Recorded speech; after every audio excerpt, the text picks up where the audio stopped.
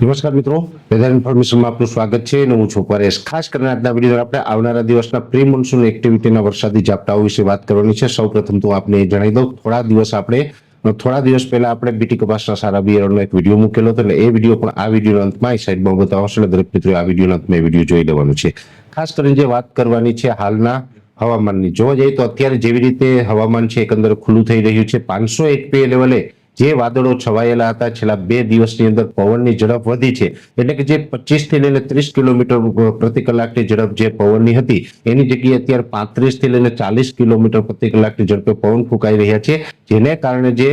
500 HPA લેવલે જે વાદળો હતા એ પણ હટવાનું ચાલુ થયું છે અને હવે ધીમે ધીમે આકાશ છે એ ખુલ્લું થતું જાય છે। ટેમ્પરેચર છે એ પણ વધી રહ્યું છે, લગભગ હવે આવનારા 1 થી 2 દિવસની અંદર તાપમાન છે એ 40 ડિગ્રીને પાર કરે તેવી પણ શક્યતાઓ છે। પણ ખાસ જોવાનું એ છે કે જેવી રીતે આપણે મે મહિનાના છેલ્લા અઠવાડિયાની અંદર અનેક જગ્યાએ પ્રી મોન્સૂન એક્ટિવિટીના વરસાદો જોયા, અમુક જગ્યાએ અતિ ભારે વરસાદો પણ નોંધાયા, એવી જ રીતે આપણે ઘણા સમયથી જે એક અનુમાન આપતા હતા એ મુજબ જૂન મહિનાના પહેલા અઠવાડિયામાં પણ ફરીથી પ્રી મોન્સૂન એક્ટિવિટી થાય તેવી શક્યતાઓ છે, જેમાં ખાસ કરીને 2, 3 અને 4 તારીખ એટલે કે 2 જૂન, 3 જૂન અને 4 જૂન એમ 3 દિવસ સુધી રાજ્યના અલગ અલગ વિસ્તારોની અંદર પ્રી મોન્સૂન એક્ટિવિટીના ઝાપટાઓ જોવા મળે તેવી શક્યતાઓ છે। પણ ખાસ કરીને જોવા જઈએ તો જે મે મહિનાના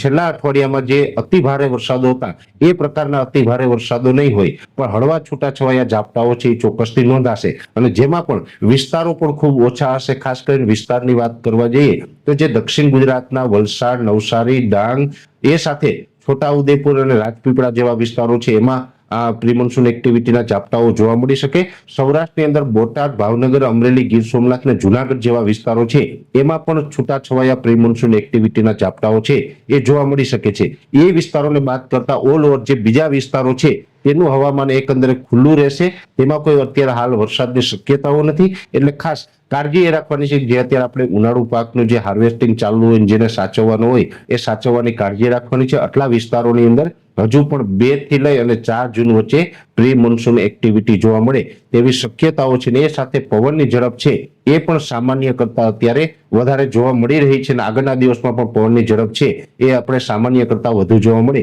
તેવી શક્યતાઓ છે। ખાસ કરીને નૈઋત્યનું ચોમાસું છે એ જ્યાં સુધી ગુજરાતમાં પ્રવેશ ન કરે ત્યાં સુધી આ પ્રકારના પ્રી મોન્સૂન એક્ટિવિટીના ઝાપટાઓ છે એ ચાલુ રહેશે, એટલે નૈઋત્યનું ચોમાસું છે એ સામાન્ય રીતે આપણે 20 જૂન આસપાસ ગુજરાતમાં પ્રવેશ કરે તેવી અત્યારે આપણે શક્યતાઓ માનવાની છે। જોકે એમાં અચાનક કોઈ બદલાવ આવશે, અરબ સાગરની અંદર કોઈ સિસ્ટમ બનશે તો ચોક્કસથી અમારા તરફથી માહિતી આપવામાં આવશે, પણ અત્યારે આપણે જે 20 જૂનનો જે ટાર્ગેટ રાખી રહ્યા છે ત્યાં સુધી જે વરસાદો પડશે તેને પ્રી મોન્સૂન એક્ટિવિટીના વરસાદો ગણવામાં આવશે, અને એમાં 2 થી 4 જૂનની અંદર ફરીથી એક પ્રી મોન્સૂન એક્ટિવિટીનો રાઉન્ડ આવી રહ્યો છે, જેની દરેક મિત્રોએ નોંધ લેવાની। વિશેષ માહિતી છે નેક્સ્ટ વિડીયોમાં આપવામાં આવશે, પણ શરૂઆતમાં મેં આપને જણાવ્યું હતું આ સાઈડમાં વિડીયો દેખાઈને ટચ કરીને જોશો એટલે બીટી કપાસના બિયારણની તમામ માહિતી છે મળી જશે। અત્યારે આ વિડીયોની અંદર એટલું જ। દરેક મિત્રોને વિનંતી રહેશે વિડીયોને લાઈક આપી અને ચેનલને સબસ્ક્રાઇબ કરવી।